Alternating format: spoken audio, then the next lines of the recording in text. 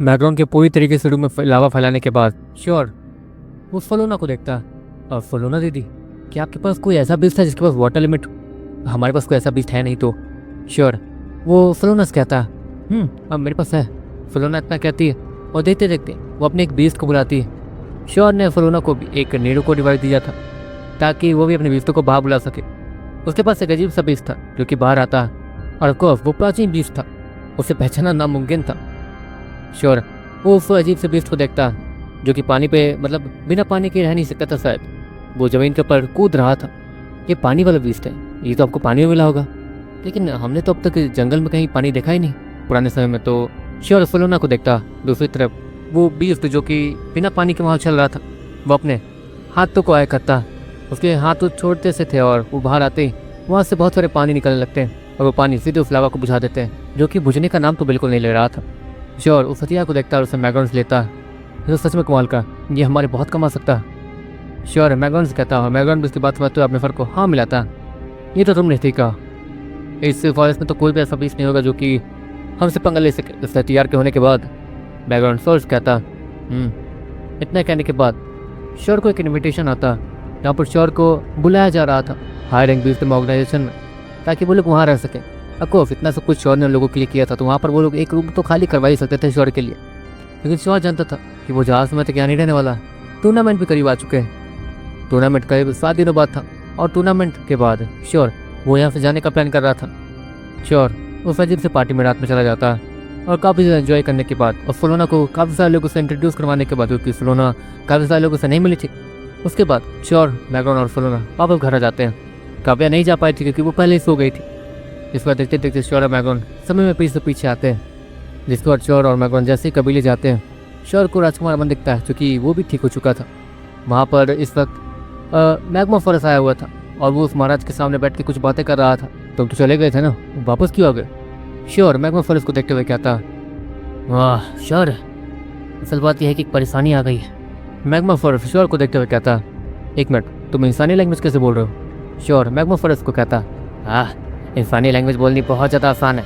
इंसानों की भाषा तो इतनी आसान है कि छोड़ो, जो भी बीफ इतना ज़्यादा आगे आ पाया है उसके अंदर दिमाग तो होगा ही ना, और वो किसी भी लैंग्वेज को बोल सकता है। लेकिन इंसानों से इंसानों की लैंग्वेज में बात करना वो हमारी शान के खिलाफ है, समझे? इसलिए हम लोग किसी से भी इंसानों की भाषा में बात नहीं करते हैं। अगर इंसानों को हमारी भाषा आती है तो जैसे तुम मुझसे मेरी भाषा में बात कर सकते हो, इसलिए मैं और बाकी डायनासोर्स तुम्हारी बात मान के तुम्हारे पास आए थे, वरना हम मर जाते लेकिन तुम्हारे पास नहीं आते। वो मैग्मा फॉरेस्ट श्योर से कहता। तो ऐसी बात है, मतलब सारे बीस्टों को इंसानी लैंग्वेज आती होगी है ना? श्योर वो मैग्मा फॉरेस्ट से कहता। हाँ शायद आती होगी, क्योंकि सारे बीस्ट इतने टैलेंटेड नहीं होते हैं मेरे जितने। आपको वो ताकतवर बीस्टों के कोख से जन्मते हैं और उनके अंडर से निकलते हैं, तो हो सकता है कि उन्हें इंसानी भाषा ना आती हो, लेकिन उनकी ताकत पहले से ज़्यादा होगी क्योंकि वो एक ताकतवर बीस्ट के बच्चे हैं। ऐसा होता है। वो मैग्मा फॉरेस्ट श्योर को बता देता है कि किस किस कंडीशन में बीस्टों को इंसानों की भाषा नहीं आती होगी। समझ गया। वैसे तुम किसी मुसीबत की बात कर रहे थे? श्योर वो मैग्मा फॉरेस्ट को देखते हुए कहता। मैं जब जंगल में भटक रहा था तो मुझे एक आदमी दिखा जो कि बहुत ज़्यादा ताकतवर था, बहुत बहुत ज़्यादा। जहाँ तक है वो 5वें सितारे के कबीले से आया है और वो उसी महाराज फूरी को ढूंढ रहा था। जहाँ तक है वो आदमी भटकते भटकते यहाँ आ ही जाएगा। मैं बस यही बताने के लिए आया था और कुछ नहीं। वो मैग्मा फॉरेस्ट सभी से ये कहता है, वहाँ से जाने लगता है। अच्छा सुनो, वो आदमी उस समय किस डायरेक्शन में बढ़ रहा था? मैग्रॉन उस मैग्मा फॉरेस्ट से कहता। वो इसी तरफ बढ़ रहा था, लेकिन बीच बीच में आराम भी कर रहा था, इसलिए वो यहाँ पर हो सकता है कल सुबह तक पहुँच जाए, क्योंकि फिर रास्ता ठीक से पता नहीं है, इसलिए वो सारी चीज़ें ऑब्जर्व करके आगे बढ़ रहा है और बहुत सारे क्लू ढूंढते हुए, इसलिए वो कल तक यहाँ पहुँच ही जाएगा। तुम लोग अपना चौकन्ना रहना या फिर इस जगह को खाली कर दो, क्योंकि वो बहुत ज़्यादा ही ताकतवर है। मैग्मा फॉरेस्ट उन सभी से कहता और वहाँ से चला जाता। वो महाराज क्या करना बताइए? श्योर उस महाराज को देखते हुए कहता। क्या कर सकते हैं, इस जगह को खाली करना होगा हमें, और क्या कर सकते हैं? वो इतना ताकतवर है कि हम सभी को आसानी से मार सकता है, तो यहाँ रह के सभी को मरता हुआ देखना नहीं नहीं, ऐसा मैं नहीं कर पाऊंगा।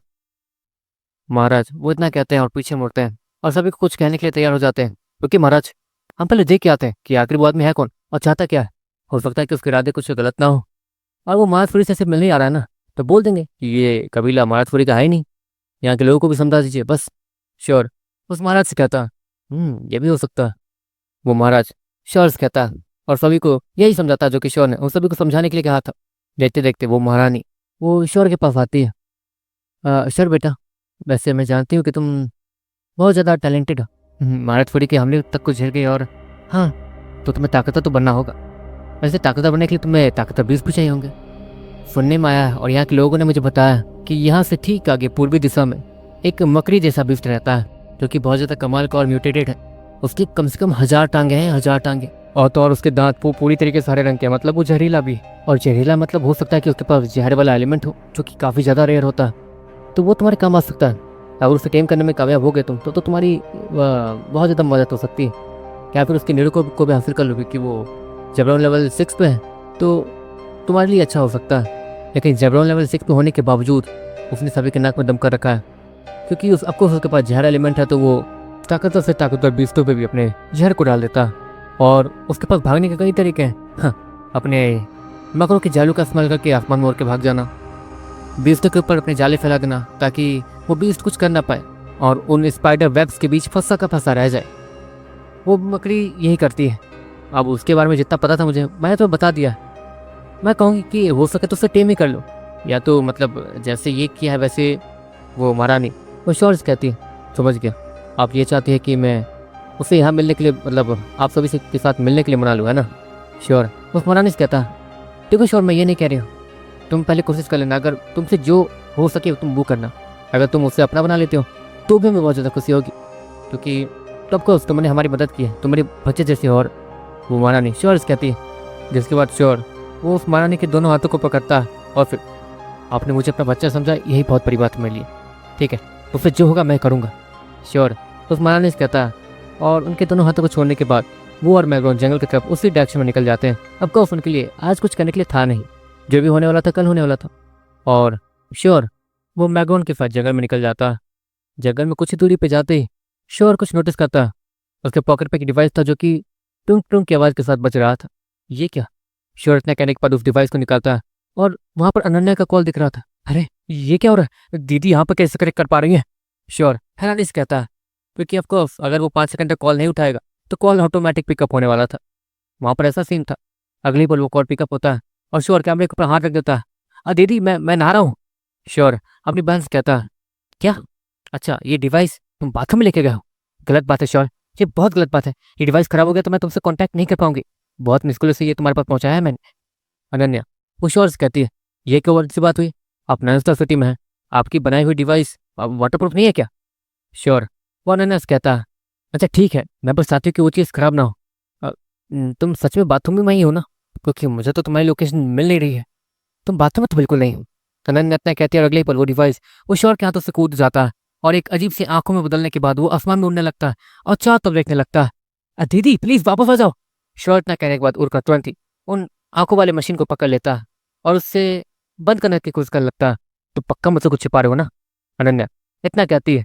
जिसके बाद वो डिवाइस उसमें से कुछ कांटे निकलते हैं जो किशोर के हाथों में चुभ जाते हैं। मुझे लग ही रहा कुछ कर रहे हो तुम। इतना कहने के बाद अनन्या उस डिवाइस को बहुत ज़्यादा ऊंचाई पे ले जाती है। अच्छा तो ऐसी बात है, इतनी रात को तुम जंगल में घूम रहे हो?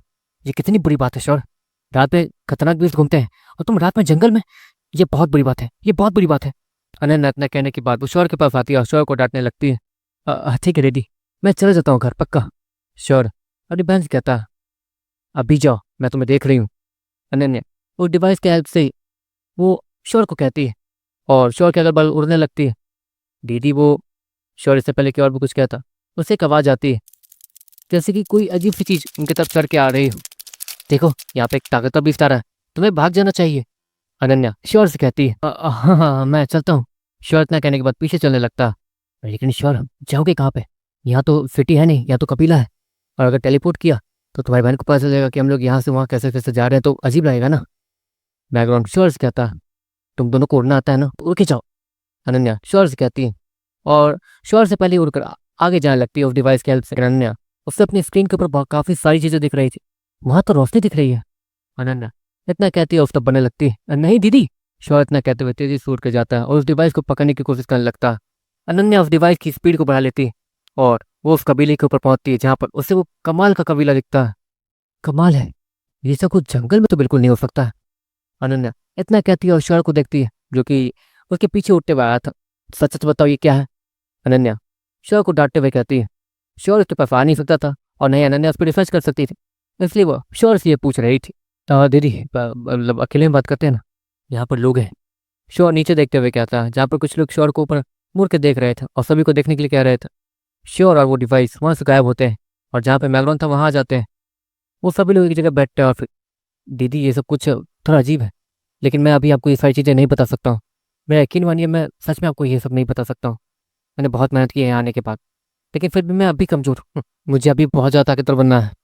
श्योर अपनी बहन से कहता, अच्छा तुम कमज़ोर हो? लगता तो नहीं है।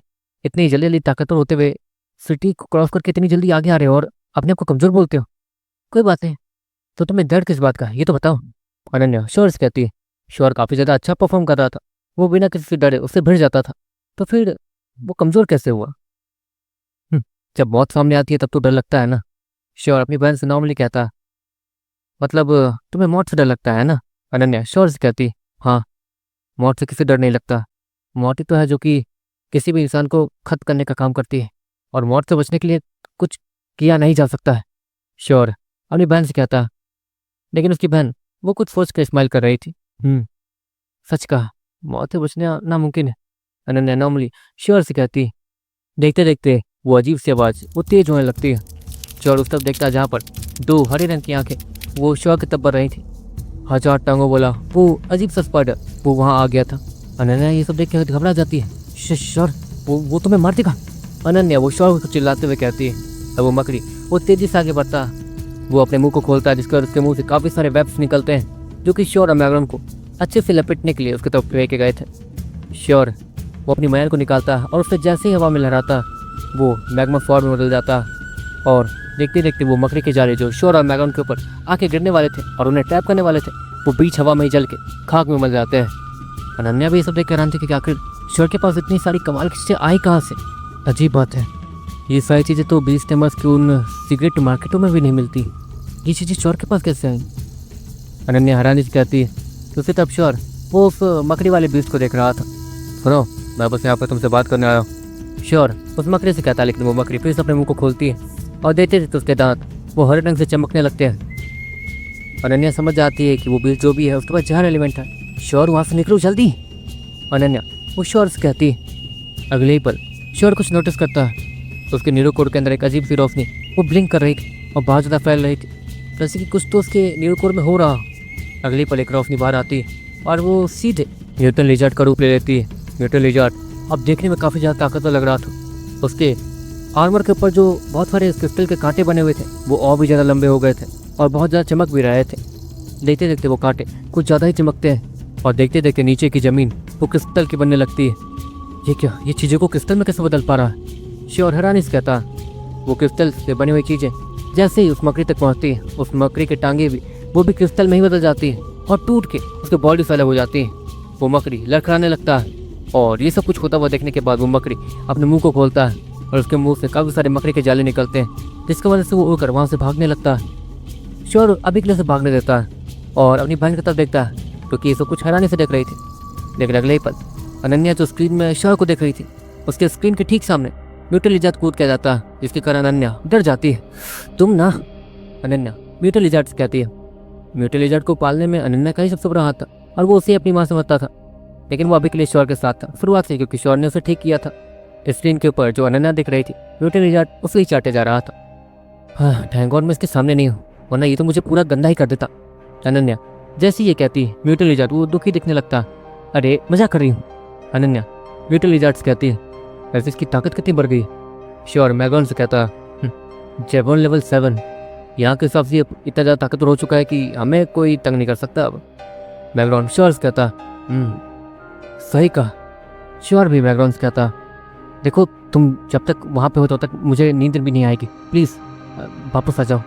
अनन्या श्योर से कहती है। नहीं दीदी, सुबह में कुछ काम है और मैं आपको कभी फुर्सत में आके सारी चीज़ें बताऊँगा, प्लीज़। मैं भी सच में ये सारी चीज़ें आपको नहीं बता सकता हूँ। श्योर अपनी बहन से कहता।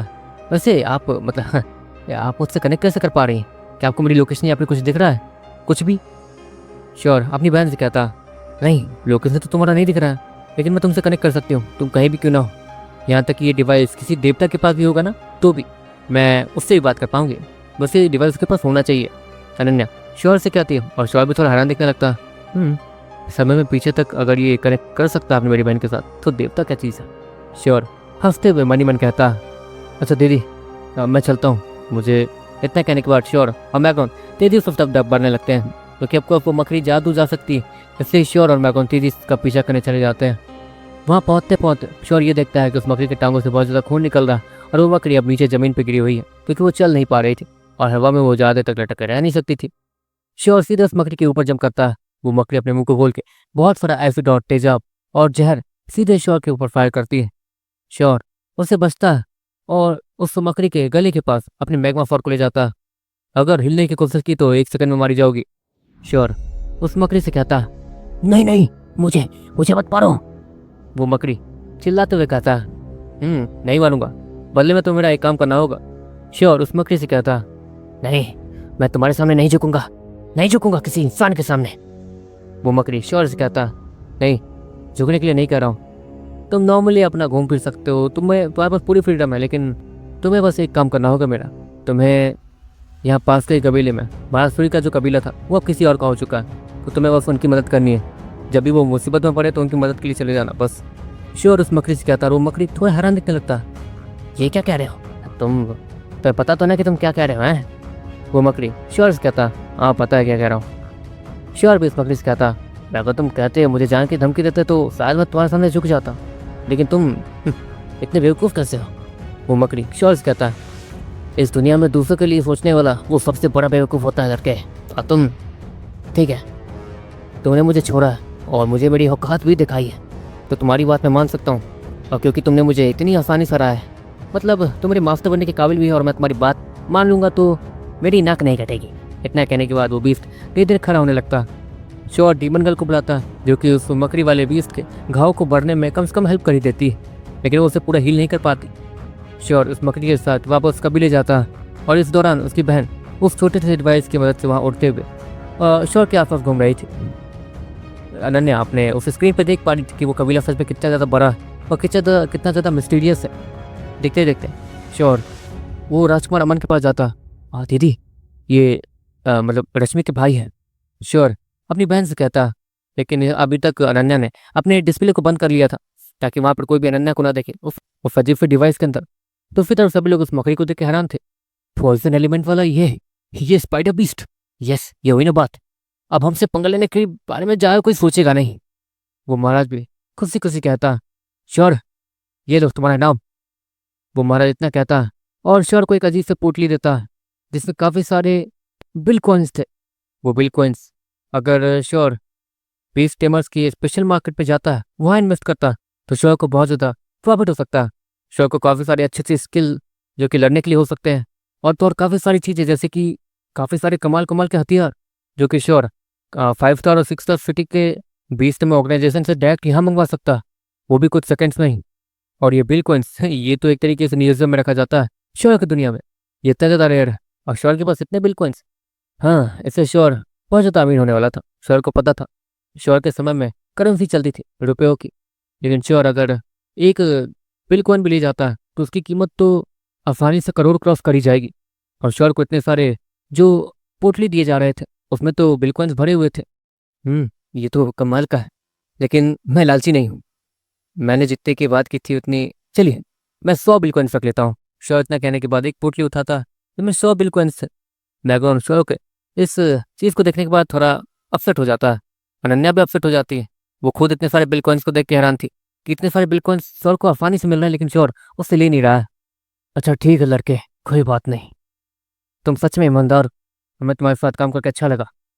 तुम्हारी बातों से तो यही पता चल रहा है कि तुम अब यहाँ से जाने वाले हो, लेकिन कल सुबह तक रुक जाओ, वो जो भी आ रहा है उसके साथ बात करने में तुम ही हमारी मदद कर सकते हो।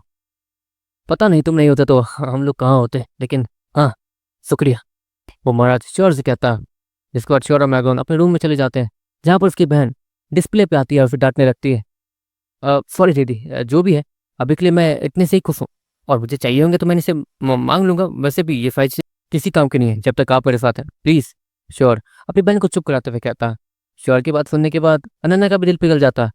अच्छा हाँ, वो रश्मि का भाई था ना, तुमने कहा था मुझसे रश्मि से बात करा दो, क्योंकि रश्मि आजकल बहुत ज़्यादा बिजी रहने लगी है। वो मेरा फ़ोन पिकअप नहीं कर पाती, वो इतनी ज़्यादा बिजी हो गई। वो बहुत ज़्यादा ताकतवर होती जा रही है श्योर। जब यहाँ आओगे तो पता चलेगा। और तो और उसने यहाँ पर एक कमाल के बीस्ट को भी टीम कर लिया, जिसके पीछे हमारी ऑर्गेनाइजेशन भी पड़ी हुई थी। उसने उसे ही टीम कर लिया। और क्योंकि मतलब रश्मि मेरे साथ है, तो उससे हमारे ऑर्गेनाइजेशन को ही फ़ायदा हुआ है, मतलब हमारी टीम को ही फ़ायदा हुआ है। अनन्या श्योर कहती है, आप जब भी उससे मिले उससे ये कहिएगा कि श्योर उसके भाई से उससे बात करवाना चाहता है। श्योर वो अनन्या से कहता, और अनन्या अपने सर को हाँ मिलाते हुए उससे ओके कह देती। जिसके बाद श्योर अनन्या को बाय बाय कहता, क्योंकि आपको वो लोग एक अजीब रूम में आ ही गए थे और यहाँ सेफ लग रहे थे, इसलिए ही अनन्या वो रिलैक्स होकर उस डिवाइस को बंद कर देती है। श्योर और मैगन भी रात भरी सांस लेते हैं कि कहीं अनन्या को ज़्यादा कुछ पता ना चल जाए। इतने सारे बिल कॉइन्स देख के अनन्या को शायद सख्त हो गया था, वैसे भी अनन्या को पता था कि श्योर क्या कर रहा है क्या नहीं, लेकिन फिर भी अनन्या अनजान बनने का नाटक कर रही थी। वो ये चाहते थे कि वो सारी चीज़ें वो श्योर के मुंह से ही सुने, तभी उसे अच्छा लगेगा, वरना अगर अनन्या उसके सामने ऐसे जाएगी और वो सारी चीज़ें बोल देगी कि उसे पता है कि तुम कहाँ जाते हो क्या करते हो, तो इससे श्योर को बुरा लगेगा। इसलिए अनन्या ये सब कहना नहीं चाहती थी। लेकिन अनन्या उससे कि ठीक बात वो रश्मि को कॉल लगाती है, लेकिन रश्मि अभी उसका कॉल नहीं उठा रही थी। पता नहीं ये कहाँ चली गई है, पिछले 7 दिनों से मेरा फ़ोन नहीं उठाया उसने, पता नहीं क्या करती रहती है। अनन्या मनी मन सोचती है, कहीं ये किसी परेशानी में तो नहीं। अजीब बात है, कल इससे जाके मिलूंगी मैं। अनन्या मनी मन सोचती है। चलो गाइस आज के वीडियो में इतना ही। एंड हाँ, जो भी लोग कह रहे हो कि वीर की वीडियो डालो, वीर की वीडियो डालो, डीमन कैसे की वीडियो डालो, तो देखो वीर का वीडियो बनाने में बहुत ज़्यादा टाइम लग रहा है, ठीक है। एंड जहाँ तक है जल्दी आने वाला वीडियो, ठीक है, बहुत बहुत जल्दी आने वाला है, ठीक है। जितने लोगों ने भी प्रीमियम नहीं ले रखा है नमन स्टोरी टाइम के चैनल का, ठीक है, जाके ले लो। जैसे वीडियो आएगा तुरंत मिल जाएगा, ठीक है। एंड हाँ, टेंशन मतलब कोई भी कॉपी करके इधर नहीं डाल पाएगा, पहले ही बता देता हूँ, कोई भी कॉपी करके नहीं डाल पाएगा। मैंने कुछ ऐसा कर दिया है जिसकी वजह से हाँ तुम लोग को फ्री में सुनने को नहीं मिल पाएगा। और ये सच में बहुत ज़्यादा गलत बात है गाइस, ठीक है। मुझे प्रॉब्लम है इसलिए मैं मांग रहा हूँ पैसे, अपने काम के पैसे मांग रहा हूँ, वरना मैं नहीं मांगता भाई। इतने समय से तो फ्री में डाल ही रहा हूँ।